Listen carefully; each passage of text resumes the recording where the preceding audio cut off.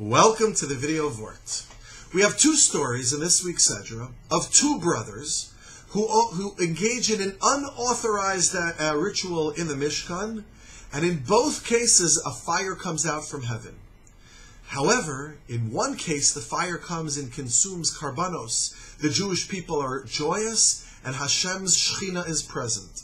In the other case, a fire comes out from heaven, consumes the perpetrators, and they come to their tragic end. Sadness for the people. Who were these two brothers in each case, and why are the consequences so different? The first case is the story of Moshe and Aharon. They offer blessings to the Jewish people, and as a consequence, the Shechina dwells amongst the people. A fire comes out and consumes the karbanos.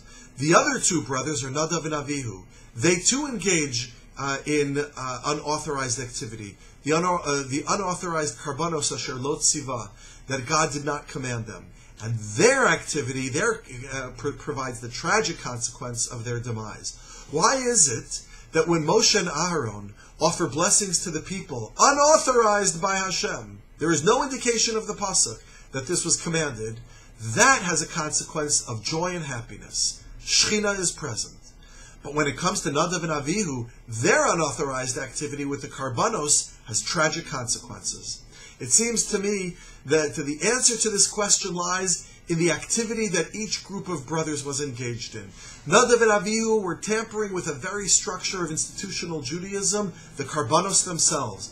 And when we are dealing with the structure of the karbanos in the Mishkan, it cannot be done based on my own whims and based on my own thoughts and feelings. It has to be done al pi tzivoy Hashem.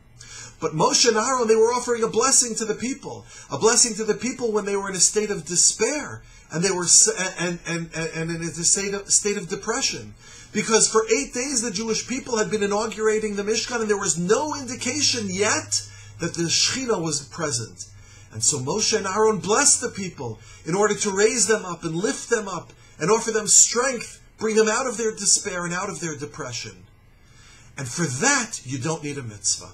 For when helping one another, we do not wait for a mitzvah from Hashem to lift another person up in their state of weakness and helping them in their moment of need. When it comes to institutional Judaism, the way the Mikdash functions, the way the karbanos are offered, that we must wait for Tzivoy Hashem. But when it comes to helping another Jew, when it comes to helping another human being, we don't wait for the mitzvah. May HaKadosh Baruch Hu bless us to do every mitzvah in the Torah, al pi tzivoy Hashem, the way it is intended.